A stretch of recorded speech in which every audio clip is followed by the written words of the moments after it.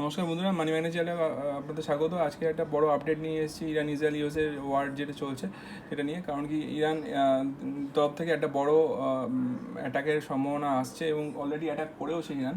সেটা কি, ইরান এবার টেক কোম্পানিগুলোর উপরে একটা অ্যাটাক করার চান্স রয়েছে। কারণ কি ইউএসএ তরফ থেকে ইরানের উপরে একটা যে থ্রেট এসছে অলরেডি, যে ইরান যদি ইউএসএ কথা না শোনে, মানে ডিল যদি না করে, তাহলে সে ইরানের উপর একটা বড়সড় অ্যাটাক হতে পারে ইউএসএ তরফ থেকে, এবং সেই বিষয়ে অলরেডি ট্রাম্প বলেওছে।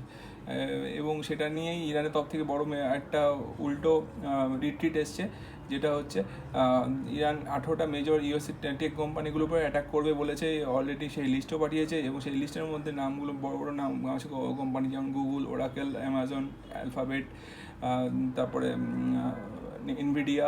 তো এই যে কোম্পানিগুলো রয়েছে মোটামুটি মেজর কোম্পানিগুলোর নাম আমি বললাম, বাদ বাকি অনেক আরও কোম্পানি আছে, এগুলোর উপর অ্যাটাক হওয়ার চান্স রয়েছে। এবার এই যদি অ্যাটাক হয়, তাহলে মোটামুটি এই যে সিচুয়েশন এতদিন ধরে কী চলছিল যুদ্ধতে, আমরা দেখছিলাম মিলিটারি উপরে অ্যাটাক হয়েছে, মিলিটারি বেস স্টেশনগুলোর উপরে অ্যাটাক হয়েছে, তারপরে বিভিন্ন এনার্জি বেস স্টেশনগুলোর উপরে অ্যাটাক হয়েছে, এনার্জি প্ল্যান্টের উপর অ্যাটাক হয়েছে।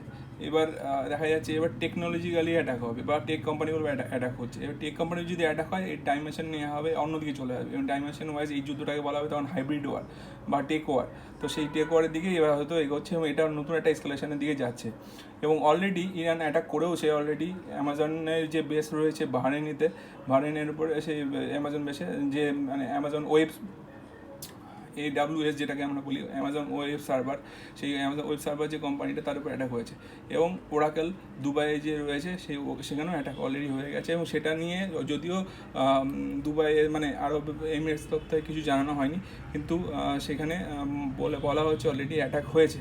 এবার এই যে ইস্যুটা এসকালেটেড হচ্ছে গালফ রিজিয়নগুলোতে মেনলি হচ্ছে, সেখানে যে এই এসকালেশন তৈরি হচ্ছে, তার জন্য আমাদের যে মানে কী বলে এফেক্ট আসতে পারে সেটা নিয়ে আমি বলি।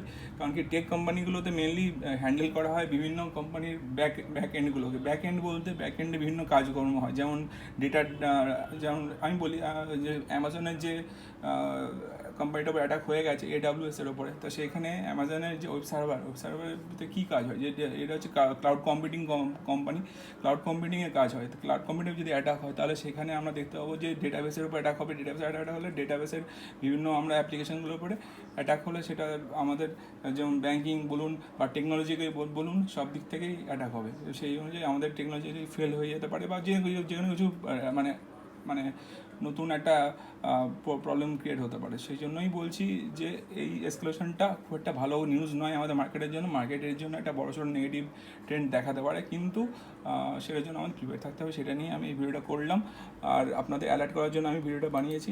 সেটা কেমন লাগে সেটা কমেন্ট করে জানাবেন। যদি ভালো লাগে আমার চ্যানেলের ভিডিওগুলো, আমার চ্যানেলটা সাবস্ক্রাইব শেয়ার লাইক করে আমার পাশে থাকবেন এবং আমার চ্যানেলটা গ্রো করতে হেল্প করবেন। ধন্যবাদ।